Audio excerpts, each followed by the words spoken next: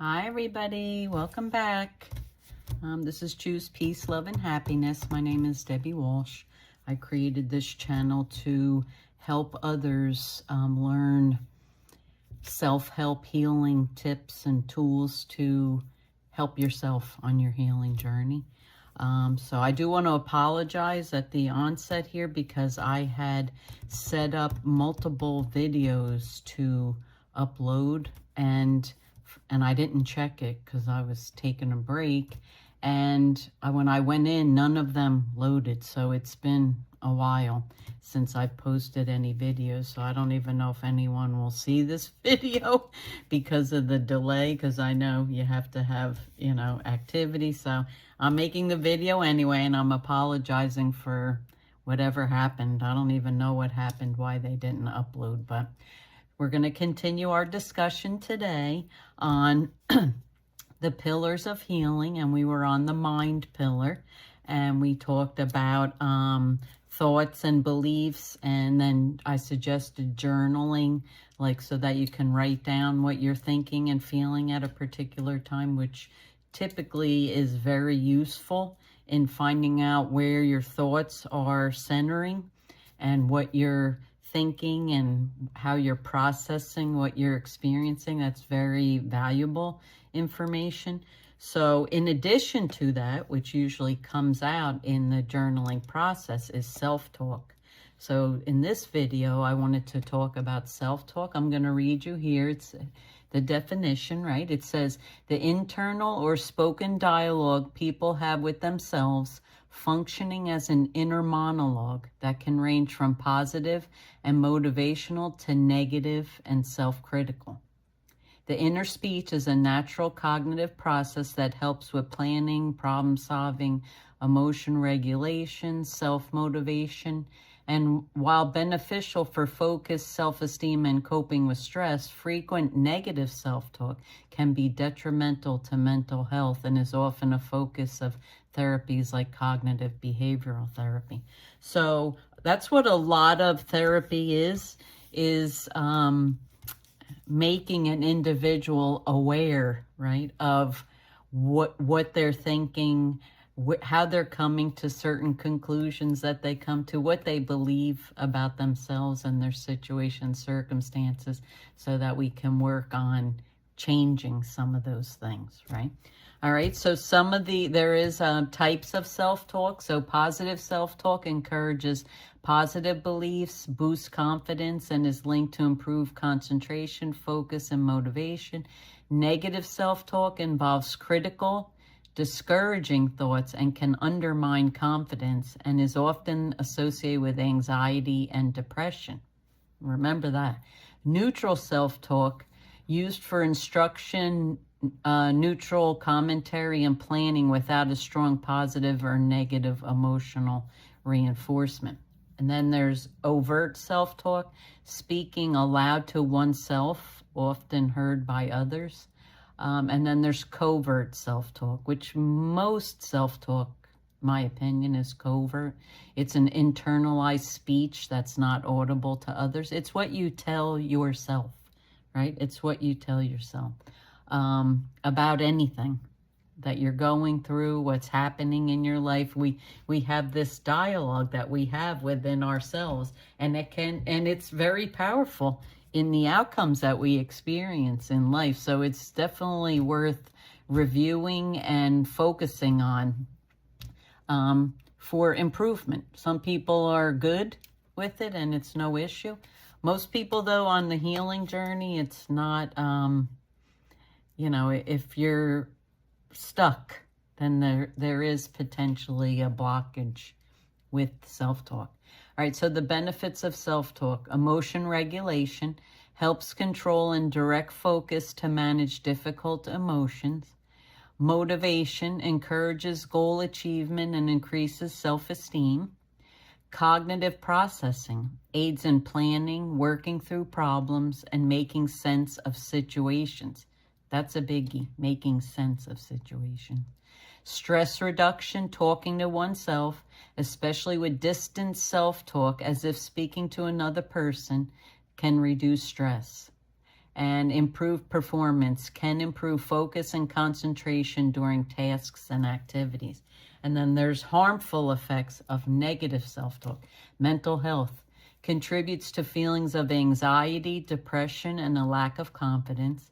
Self-limiting can make people feel like they are going to fail before starting a task.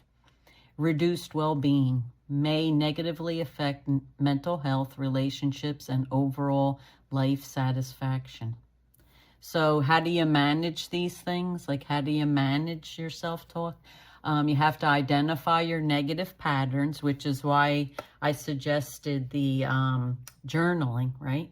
Having your thoughts and putting it on paper to increase the awareness component of what you're thinking. And then if you see it continually, then you'll identify a pattern, right? And you become aware of critical or self-defeating inner thoughts. That's what we're digging deep, trying to get to, right? Is the self-defeating thoughts that we all have. Nobody thinks 100% wonderful of themselves and cheers themselves on all the time, right? We've all experienced some self-defeating inner thoughts because we haven't won all the time, right? We don't all win. And sometimes we're defeated, and sometimes our thoughts are a reflection of, whatever our challenge was at the time. So we want to replace negative with positive self-talk, reframe negative thoughts into more neutral or compassionate reflections. That's big. That's really big. Are we compassionate with ourselves? Normally, when we've had pain and suffering in some way, there's a component to it where we think we deserved it, right? That we were bad, and so we deserved something bad happening to us. Whatever it is, that's not uncommon. But we do need to be compassionate with ourselves, because when we can be compassionate with ourselves, then we can be compassionate with others. If we're not compassionate with ourselves, there's absolutely no way we can really be compassionate with others, because we can't give what we don't have. So cognitive behavioral therapy teaches strategies to identify and change negative thought cycles. So we want to break the thought cycle and break the negativity that kind of perpetuates, right, in self-talk. And when we do that and we document it, if you will, meaning journaling or a voice memo, or, making a note to yourself under, your note apps on your phone, whatever, just writing it down and jotting it down, because we'll forget. And our thoughts happen so fast, we don't always recognize, what we're thinking. We just think it's automatic. But truthfully, our thoughts are automatic to a degree, but they're not just a given. We have some power over our thoughts, and that's a big part of awareness as well. We have some, what do we want to say about it? We have some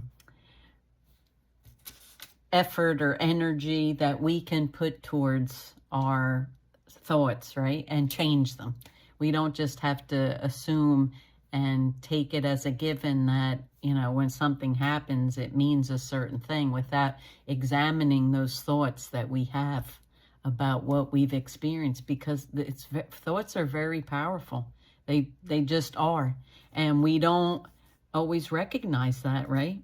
And when we recognize it and we are aware of it, then we can get to work on them, right? And it's no judgment. It's not to say anyone's right or wrong or good or bad, technically. All it is identifying where we get into the weeds with our self-talk, where we beat ourselves up, we put ourselves down, we blame ourselves, we're critical of ourselves, and that's not uncommon. The challenge becomes, we're not going to get positive outcomes from situations if we talk about ourselves and the situation in those negative ways. So there is a link there, there is a correlation there, and a connection there. So we want to really dive deep and take a look at this, right? And to see which way you're leaning in your thoughts. So I would suggest this as an exercise to continue with journaling, and then, you know, try to do something more current. And it's great if you can do it like every day for a month. And if you can't do a month, a week, 2 weeks, whatever you can do, just to kind of give yourself a little snapshot of when something happens, what do you think about what happens, right?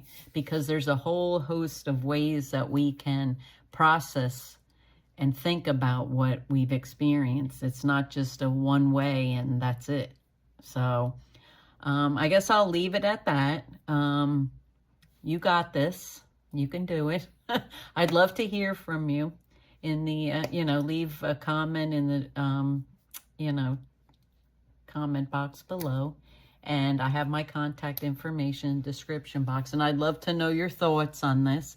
If you've heard of it before, if you haven't heard of it before, if you think it makes sense, it doesn't make sense. Do you think it's valuable or not, right? So let me know what you think. And again, my apologies for the lapse in videos. So I'm getting back on track here. And I'm wishing you peace, love, and happiness on your healing journey. Namaste, and I'll see you in the next video. Bye.